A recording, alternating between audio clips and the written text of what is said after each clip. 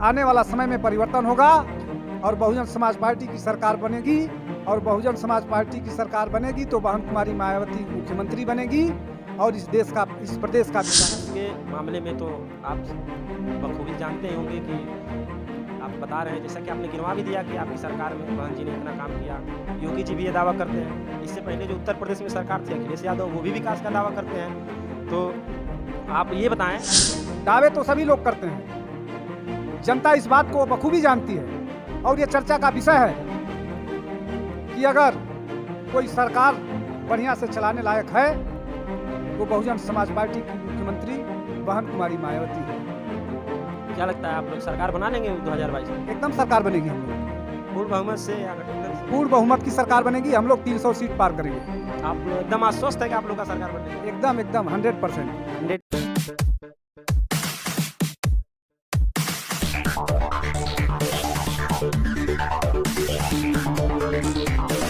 नमस्कार, असुर भारत देख रहे हैं आप और मैं हूं आकाश पासवान।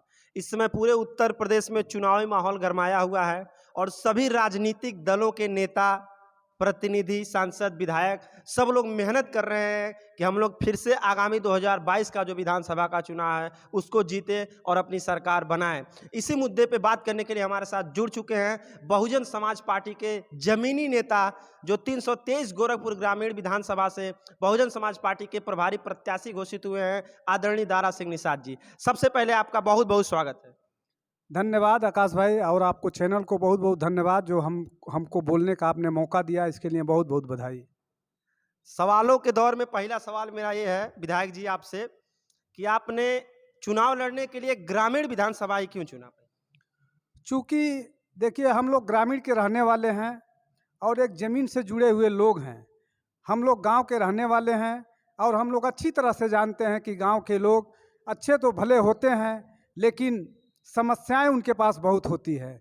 चूँकि गांव के लोग सरल स्वभाव के होते हैं और अपना रोजी रोटी उनको गांव में मिल नहीं पाता है, इसलिए उनकी दीन दशा अच्छी नहीं होती है। इसलिए हम लोगों ने तय किया कि हम लोग ग्रामीण विधानसभा, ग्रामीण से ही अपना शुरुआत करेंगे। आपने तय किया कि हम अपना राजनीतिक जीवन ग्रामीण विधानसभा से शुरू करेंगे, तो इसी से संबंधित मेरा दूसरा सवाल भी है कि ग्रामीण जो विधानसभा है उसको, उसके विकास के लिए आपके पास क्या विजन है, क्या प्लान है?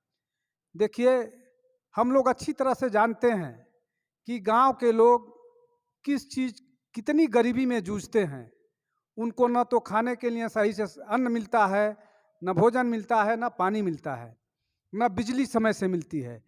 चूँकि हम लोग गांव के लोग हैं और अच्छी तरह से सब गांव की स्थिति को जानते हैं, इसलिए हम लोगों ने ग्रामीण से ही राजनीति करने का हमने फैसला किया है। और अगर हम लोगों को मौका मिला अगर काम करने का, तो हम लोगों का अपना शुभारंभ गांव से ही शुरू करेंगे। विकास में आपकी प्राथमिकता गांव में रहेगी, आप लोग अपना विकास गांव से शुरू करेंगे। तो इसको लेकर के आपके पास क्या प्लान है? आप कैसे कैंपेन करेंगे, कैसे लोगों को जोड़ेंगे, कैसे लोगों के बीच में जाएंगे? देखिए, हम लोग अच्छी तरह से जानते हैं, आप लोग भी जानते हैं कि गांव के लोग बहुत सरल स्वभाव के होते हैं और गरीबी जितना गांव में होती है उतना शहर में नहीं होती है। क्योंकि गांव में कोई बिजनेस नहीं है, कोई धंधा नहीं है। गांव में किसान बसता है, मजदूर बसता है। तो हर किसान अगर मजदूरी करता है, अपना काम करता है, तो जितना उसकी किसानी का जो पैदावार होता है उससे ज़्यादा कहीं किसान उसमें अपना पैसा लगाता है। लेकिन सौभाग्य उन लोगों का ये है, किसानों का, वो भाग्यशाली हैं कि जो अन्न पैदा करते हैं वो पूरे प्रदेश से लेकर के देश के लोग उसको खाते हैं। और आने वाली जो सरकार जो चल रही है इस समय, सरकार किसानों की क्या दशा है आप अच्छी तरह से रोज टीवी चैनल पे देख रहे हैं। किसान बेरोजगार है, परेशान है और अपने मांग को लेकर के जगह जगह धरना प्रदर्शन दे रहा है, लेकिन इस सरकार के कान के नीचे जू नहीं रेंग रही है। इसलिए अगर हमारी नेता बहन कुमारी मायावती जी ने पहले ही कह दिया है कि अगर हम लोग सत्ता में आएंगे तो गन्ने से लेकर के हर किसानों का जो भी मूल्य है बढ़ा करके उनकी आमदनी को बढ़ाएंगे। आपने विकास का नाम लिया, तो आपको क्या लगता है जो वर्तमान सरकार है वो विकास के मुद्दे पे कहाँ तक सफल है? कहाँ से, हर जगह फेल है। सड़क से लेकर के, नाली से लेकर खड़ंजा तक, अब गोरखपुर ग्रामीण की बात कर लीजिए। तमाम पेपरों में हमने सुना कि ये जो कचहरांचल है, इसमें तमाम पेपर में आया कि हम रिंग बंधा बनवाएंगे। एक नहीं 50 बार यहाँ पेपर में निकला, लेकिन कहीं रिंग बंधा नहीं बना। और रिंग बंधा न बनने से ग्रामीण इतने परेशान है बाढ़ से कि गांव घर में तक पानी चला गया है, और घर में से लोग निकल करके अब बंधे पर झोपड़ी बना करके प्लास्टिक का रह रहे हैं। योगी जी ने तो दावा किया था कि रेगुलेटर पंप लग जाएगा तो इस क्षेत्र में बाढ़ नहीं आएगा। आप पता कर लीजिए जा करके, वहाँ रेगुलेटर लगने के बाद और भी समस्या बढ़ गई है। पहले पानी निकल जाता था, लेकिन रेगुलेटर लगने से वो पूरा पानी वहीं बंद हो गया है और पूरा पानी ग्रामीण इलाके में भर रहा है। इसलिए वो इनका प्लान रेगुलेटर वाला पूरी की पूरी तरह फेल है। आप ग्रामीण में जा करके पूछ लीजिए, इससे पहले अच्छे लोग थे, पानी आता था निकल जाता था। अब रेगुलेटर बनने से पानी न तो मशीन पूरी चल रही है, न पानी खींच रहा है। ये अधिकारी कर्मचारी जो है, 5 मशीन है तो 3 चलाते हैं, 2 बंद रखते हैं। हमने जा करके वहाँ पूछा तो ग्रामीण के लोगों ने बताया कि दारा भाई इस तरह की बात है, 7 मशीन लगी है, उसमें 5 चलती है, 4 चलती है, 2-3 हमेशा बंदे रहती हैं। तो ये तो और भी ग्रामीण के साथ छलावा हो गया ना, पानी में हमेशा डूबे रह रहे हैं लोग। ये हम लोगों का अगर सरकार बनेगी तो इस पे हम लोग भी काम करेंगे। आप सीधा सीधा आरोप लगा रहे हैं वर्तमान सरकार पे कि जो उनका प्लान था रेगुलेटर लगा करके बाढ़ को बचाने का, वो पूरी तरीके से फेल है। हम लोग भी सर्वे किए इस गांव में, तो देखें ग्रामीण क्षेत्रों में अधिकांश जगह बाढ़ आया हुआ है। तो हम लोगों को भी ये लग रहा है कि ये प्लान कहीं न कहीं फेल है। आपसे अगली सवालों की अगली कड़ी में अगला प्रश्न ये है कि आपके पास छात्रों और युवाओं को लेकर के क्या प्लान है? जैसा कि आप जानते हैं, हम लोगों की सरकार बनी थी, बहुजन समाज पार्टी की सरकार बनी थी, और 7 साल की सरकार में बहन जी ने 7 medical college, 6 engineering college, 2 homeopathic college, 24 polytechnic college, 2 para medical college, 6 विश्वस्तरीय विश्वविद्यालय, 200 से अधिक डिग्री कॉलेज, 200 से अधिक इंटर कॉलेज, 572 हाई स्कूल, 5549 से अधिक प्राइमरी स्कूल, 100 से अधिक ITI खोले, 6 नए मंडल का गठन हुआ, 23 नए जिलों का गठन हुआ। अगर हमारी सरकार बनती है तो बड़े पैमाने पे यहाँ शिक्षा को बढ़ावा मिलेगा और ज़्यादा से ज़्यादा मेडिकल कॉलेज स्कूल खोल करके छात्रों को उसमें पढ़ने का मौका मिलेगा। जैसा कि आप जानते हैं, यहाँ मेडिकल कॉलेज जो है, यहाँ से हर साल लाखों लोग बाहर पढ़ने जाते हैं, क्योंकि यहाँ की शिक्षा इतनी महंगी है कि गरीब घर का लड़का तो कभी कोई पढ़ ही नहीं सकता है। इसलिए अगर हम लोगों की गवर्नमेंट बनती है, माननीय बहन जी मुख्यमंत्री बनती हैं, तो निश्चित जान लीजिए कि बड़े पैमाने पर शिक्षा पे यहाँ मेडिकल कॉलेज खोले जाएंगे और बच्चों विद्यार्थियों का भविष्य का उसमें सुरक्षित रहेगा।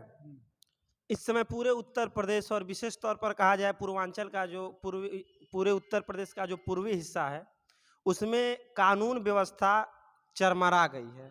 हमने देखा गोरखपुर विश्वविद्यालय जो मुख्यमंत्री जी का मठ है, उससे बहुत कम ही दूरी पे स्थित है विश्वविद्यालय। वहाँ पे एक लड़की का हत्या हो जाता है। गोला में एक अनिस कन्नौजिया नामक हत्या की दिन दहाड़े हत्या कर दी जाती है। बांस गांव में एक महिला को गोली मार दी जाती है। तो इन सब घटनाओं को देखते हुए योगी सरकार कानून व्यवस्था पर कहाँ तक सफल रही है? देखिए, कानून व्यवस्था के इस पे बात आपने किया, ये पूरी तरह से फेल है। जैसा कि आपने विश्वविद्यालय का बात आपने किया, हम लोग खुद वहाँ गए थे। उसमें उस छात्रा की लाश, जो ये लोग कह रहे हैं शासन प्रशासन के लोग कि आत्महत्या है, आप यह जान लीजिए कि आत्महत्या इस तरह से नहीं कोई करता है।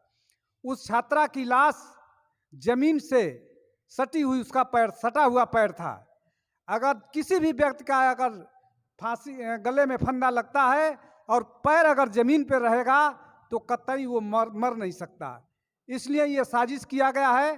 शासन प्रशासन के लोग उसमें मिले हैं और आपने पूछा कि जो कानून व्यवस्था की तो धज्जियां उड़ गई है। कानून व्यवस्था की तो कोई नाम की चीजें नहीं रह गई है।